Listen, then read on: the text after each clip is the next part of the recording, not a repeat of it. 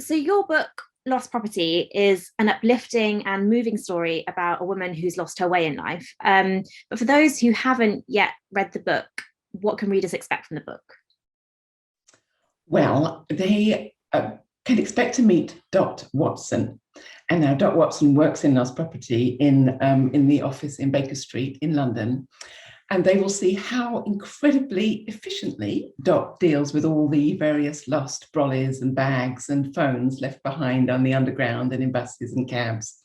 And she diligently tags them and logs them and shelves them in the cavernous basements of Lost Property, where they will then wait until they are hopefully found again. And even though the Lost Property office in Baker Street doesn't officially have a uniform, Dot has fashioned her own. It's sort of felt because it's a very substantial and supportive fabric. Her favourite words are sellotape, super glue, and safety pin, because they are words that keep things safe. And she is also increasingly fond of a nip of absinthe from an unclaimed bottle down in the basement. But as we come to know Dot more, we learn quite quickly that she's actually as lost as all the objects that she diligently spends her days cataloguing. And so the reader will then embark on the journey that she goes on to see if Dot can find herself. Yeah, it's a lovely, lovely book. I can imagine there's just a vast array of stuff that people leave behind. Like, I think it'd be fascinating to go into one of those rooms and just see what people have left. Like, that'd be amazing. It's extraordinary that those basements down in, I did some work in Lost Property in Baker Street some time ago for a different project, but the environments just really took up place in my imagination, because it is extraordinary. These cavernous basements full of lost objects, pushchairs and briefcases and shopping trolleys and prosthetic limbs, and all that, just absolutely extraordinary museum of loss. And then each one of them with this individual sort of mustard coloured tag, giving the precise details that by which hopefully it can be relocated again. Amazing. The book also deals with lots of family relationships through the characters. What do you think it is about family relationships and their dynamics that makes it so interesting to read about and write about? Well, I think, family relationships are so intimate, aren't they? They're so intimate and so sort of idiosyncratic. I teach performance, and there's one exercise that I always do with my students that just always elicits the most wonderful, quirky, moving work. And it's when I work with them about their families, whoever for them constitutes family, whatever family means to them. And I ask them to list various sort of family mannerisms and sayings and nicknames and, those random snippets of song that are sung as the dishes are being washed that may not be actual real songs, the made up songs to made up tunes. Those little phrases and sort of shorthand, that's habitual behaviours that take place over the dinner table, all those things that within the four walls of your own home make perfect sense. And it's sort of the language that, a family speaks to itself, sort of like a lullaby of sorts, that the family members completely understand. And on one level, I think it's some of the things that can really irritate us, maybe particularly after a year in lockdown, those little tics and habits. But on another level, I think it's some of the things we miss most when those family members are no longer with us, or when we are no longer together, because those little tics and mannerisms and sayings and idiosyncrasies and intimacies are how a family knows itself and finds its anchor and its belonging. So when the students, they make these extraordinary performances, because I think it's such a really potent and authentic and rich place to be in that world, in that mad, crazy, gorgeous, chaotic world of family. And I think when we read about families, we instantly start to sort of imprint our own experiences on the page, that feeling of recognition. And I think reading about families can allow us to find those moments of comparison and connection, which can be funny and moving and frustrating and liberating, depending on what the context is. Definitely. And I think about family relationships is because it's not a relationship that you choose to be in. A lot of the time, family members are really different to one another. Like you can have siblings that are polar opposites, and you kind of look at each other and think, how are we sharing genetics? Like we came out so differently. So I think also that's kind of part of the joy of it, isn't it? Because there are some family members that are, two peas in a pod, but I think you learn a lot more from people that are different from you and will push you. I think if you've got a sister or a sibling that's really outgoing and you're really shy, I think you can bring out different qualities in one another, and I think that's one of the most like beautiful things about close like family relationships as well. Definitely. Absolutely. One of the things that I loved about writing Lost Property is that even though it is a book about loss, absolutely, it's also a book absolutely about love, and within that I want there to be a lot of humor and a lot of warmth and a lot of sort of hilarity. And what's been lovely for me from readers at the moment who are reading it on a Pigeonhole, they're really remarking about the humor and having a good laugh. And I think, oh, hallelujah. Because at this moment, more than ever, to give people a laugh, especially women, give women a good laugh at this moment. And it is so much we're laughing at that recognition about those family members of which you're speaking, Sophie, those moments of different and quite stark difference that make families the extraordinary beasts, beautiful, extraordinary beasts that they can be. I think there's especially between sisters, there's definitely like an honesty, like a brutal honesty. There's something that your mum or your sister in particular, I think, that would say to you that you're like, it's horrible, but it's kind of, there's a kind of freedom in that relationship that you won't get from anyone else. Definitely. Absolutely. Lockdown's been really challenging, especially as it means we've been separated from our families for long periods of time. How have you stayed connected with your family during this time? Yeah, I mean, oh golly, yeah, it has been. I mean, my heart just goes out to us all, as we're coming up to sort of this anniversary, or for us in the UK anyway. I think staying connected for me has always been slightly a challenge, or a balancing act with my family, as part are in the United States and part are in the UK. I mean, in the last year, I've seen my parents, I think, once, and my in-laws not at all. And I think all of us right now really long for that hug. We realize how important touch and physical, connection is, especially the ones that we hold most dear in our lives. But I have a wonderful niece and nephew, and my partner and I asked them to make films. They love filmmaking. So we said, all right, will you go and interview your grandparents here and in the US? So they've made these fabulous short films, which was great. And of course, they asked questions that I wouldn't ask. And so I've suddenly learned all these fantastic things about these people that I thought I knew really well. So that's been lovely. And the other thing is, I mean, technology has enabled us so much, like for me to speak to you now. The artist Laurie Anderson talks about technology being the campfire around which we tell our stories, and I love that. It's that's that place that allows us to communicate. So, Zoom and FaceTime have been absolutely lifesavers for those of us lucky enough to be able to access them. And I remember, when I was growing up, my mum's family were all in the States, and I remember how precious that phone call was.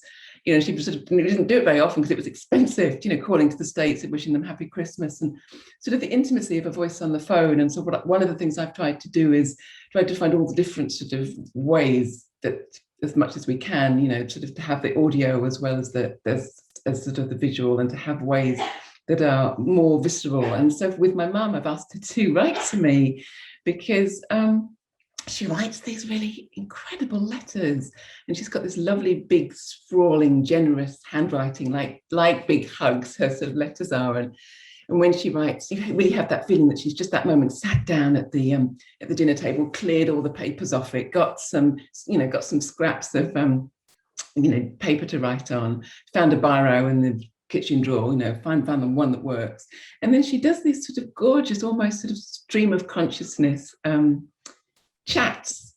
And I love these letters, so I love getting them now because there's that viscerality that they carry in them. There's sort of literally there's the imprint, when she's getting sort of excited about something that she's writing, the press of the biro on the page, and then when she runs out of paper, she'll just reach for something that was put through the door, and she'll write on the back of that, and then there'll be the ring of her teacup.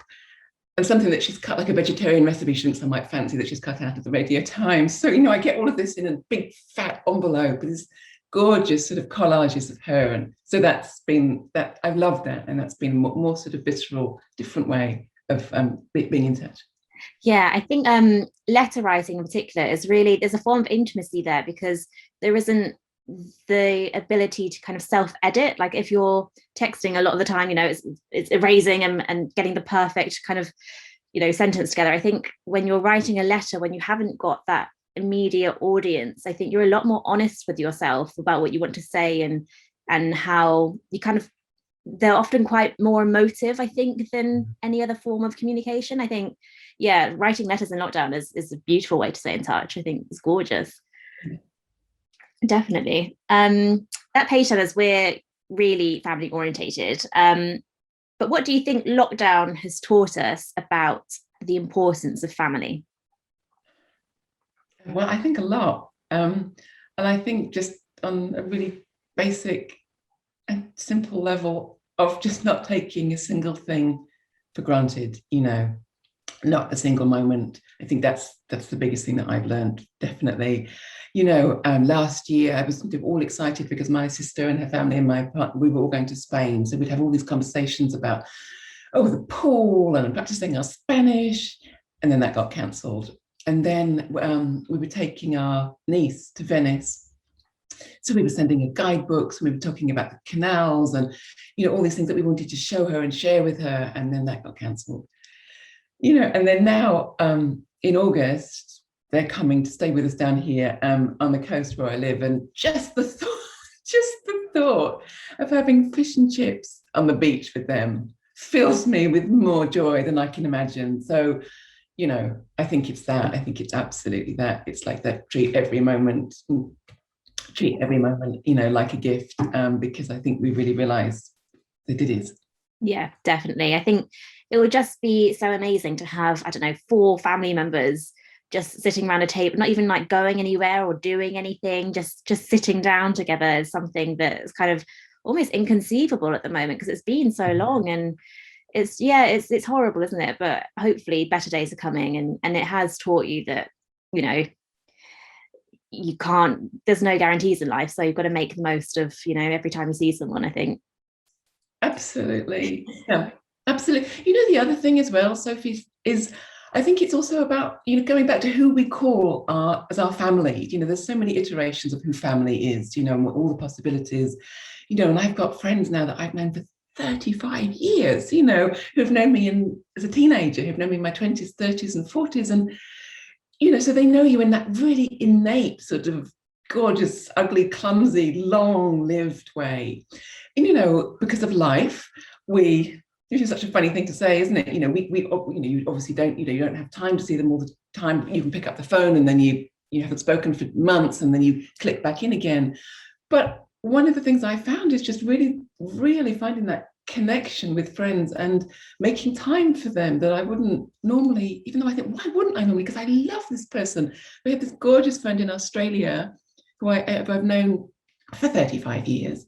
And so much time would elapse without us being in touch. And now I have a regular coffee date with her every fortnight, and we talk for 2 hours, and it's gorgeous, So this has taken away so much from everybody. But we have to go on, to be able to carry on. We have to find those moments that matter, and I think those are they. Really, really realizing each moment is a gift, and keeping hold of those people that we find close and paying good attention to those people. Yeah, I think that's the thing. It's kind of lockdowns made every kind of interaction a lot higher quality, I think, because we're not rushing around and trying to get from A to B all the time, and we have a lot more kind of mental capacity to engage with people and make sure that we are looking out for one another. I think that's been an unexpected joy of lockdown. I think maybe the only joy, but but I think higher quality connections is definitely like a good thing that's come out of this for sure. Yeah.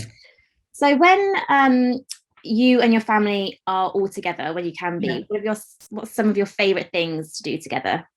No, it's such a nice question. Because it's so nice to think about. Oh my goodness, I love being an aunt. And I still have this incredible aunt who would make all these magical things happen for me when I was growing up, for me and my sister. And I want to be that. I want to be as good as her, at least as good as her. She was good, and she set the bar really high. So I love having a niece and nephew. I love taking them to the theatre. I love seeing their faces watching live theatre. The first thing I'm going to do when we can get out again is take them back to the theatre. So I love that. That's what my partner and I do with them. My parents are really, really, really good card players. Although, my mum pretends every time, she had no idea what the rules are. I've completely forgotten what they are. And yet every time she wins that canasta.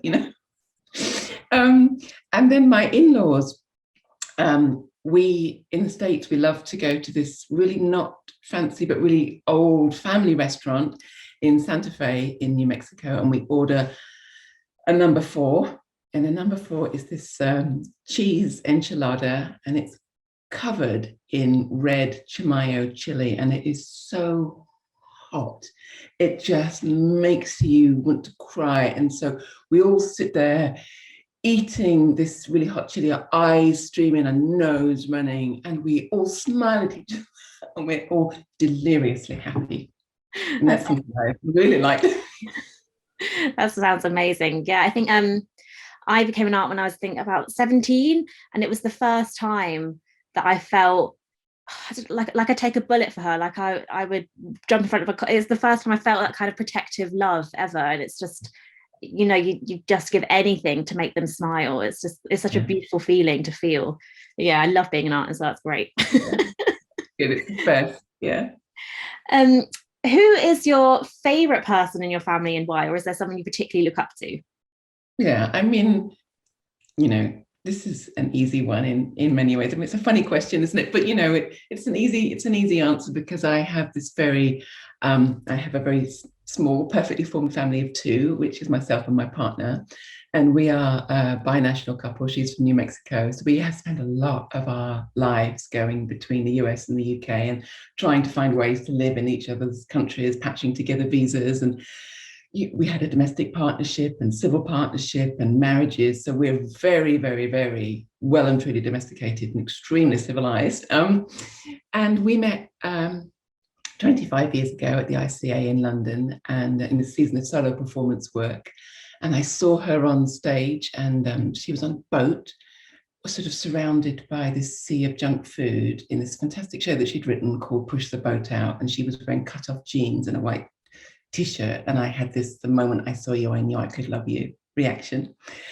And talking about letters, she went back to the US, and she was finishing writing up her PhD, and we sent letters to each other for a year, and we still have this huge, it's up in the attic, US mailbag. It's like as heavy as a body full of these letters. And we started making performance work together. And the first project we ever made, I think, was a real baptism by fire. I think this was either going to, this was going to sort it out one way or the other.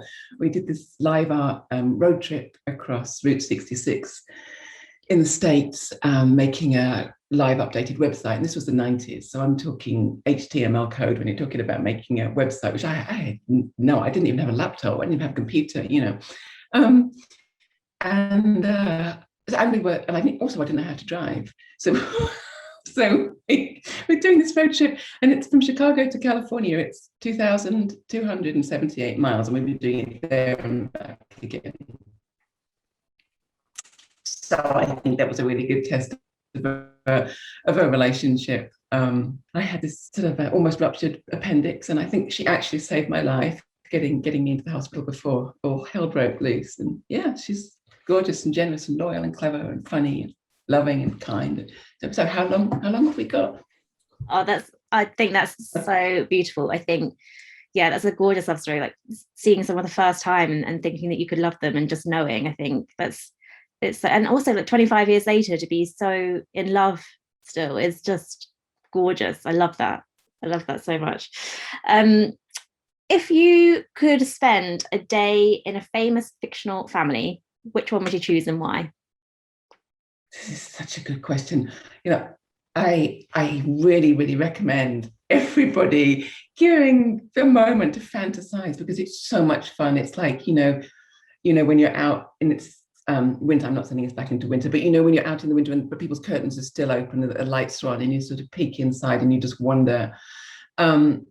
So it's lovely. It's such a lovely question. And there are so many, I mean, I've been all, it sends me all over the place, I'm suddenly with the Banks and Mary Poppins and, but I tell you, when I was little, my dad used to buy me these Little House on the Prairie books by Laura Ingalls Wilder. And I wanted so much to live in that log cabin and string that popcorn and eat the pumpkin pie. And I love those books. And I loved it. Look, I've got them. They're on my, hold on. I've got them in my, look, see, they're right here. Oh, amazing. The whole collection, because I think every month or whatever it was, my dad used to take me to W.H. Smith and buy me one. So that's part of it as well. But they're just, you can see I've had a lot of, it's quite well worn, that one. But they're they've got these also extraordinary drawings in them as well that are so full. Yeah, I love that with children's books. I love those beautiful illustrators do such a gorgeous job with children's books. So that family I wouldn't mind spending some time with. But on the other hand, I mean, I know you only said one, but I would also, Anna Madrigal's queer family in Armistead Maupin's Tales of the City, living on Macondry Lane in San Francisco in the late 70s and 80s. I mean, how gorgeous would that be, with that bonkers, beautiful queer family? Yeah, I'd go there as well. So there you go, I get Laura Ingalls Wilder and Armistead Maupin. Definitely good choices. I like them. At Page Turners, we love books, we love all books, and we want to know what you love reading too. So what have you read recently that you've absolutely loved? Oh, so many, but Miss Benson's Beetle. I love Rachel Joyce. She's such an extraordinary writer, and I've read and reread all her books. And I read Miss Benson's Beetle this time last year, lying in bed with bloody COVID. And Marjorie and Enid, I just felt I linked arms with them, and they just felt they lifted me out of this horrible pain in my chest. It's such a beautiful, every book she's written, is just such a gift. But in terms of family, I think that book gives such a gorgeous example of family. And there's pain and there's passion and there's trust and there's loyalty. And I think it's actually an incredible love story. So that's the one I'm gonna. Yeah. Yeah. I love that book. It's also just like full of adventure. I think when you can't go anywhere, I think you kind of get that sense of adventure through it as well. So yeah, that's a really great one. Yeah. What's the one book you're constantly recommending to people? I love Breathing Lessons by Anne Tyler. I love everything by Anne Tyler because I love how she makes the everyday epic, and that's such a gift. I have to say, also always sort of proselytizing about Kate Atkinson and behind the scenes at the museum. And there's something about it, and these are books that I've reread so many times myself, and there is something like that copy of the Laura Ingalls Wilder book.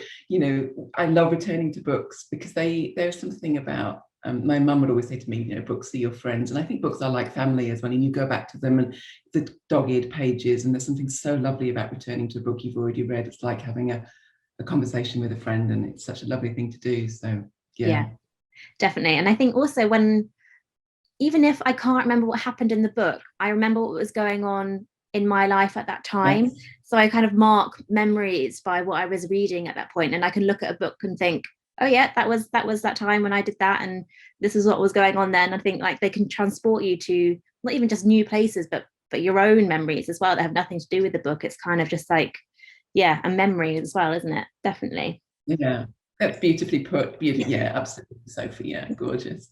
Yeah. What are you looking forward to reading in 2021? Oh, well, right now I'm looking for, I'm just going to have to move the daffodils because I'm actually putting those on them. But I have to say, right now, literally on my desk, because like everybody, I can't read one book at a time. So right now in 2021, I'm reading The Stray Cat Savant by Eva Noor, and I'm reading Elif Shafak, 10 minutes and 38 seconds in a Strange World. Just the title is like a poem, and she's such an extraordinary writer. Yeah. And I think this year generally, looking forward more and more books, more and more POC books. Yeah, that's where my energy and my heart is going, more and more POC books.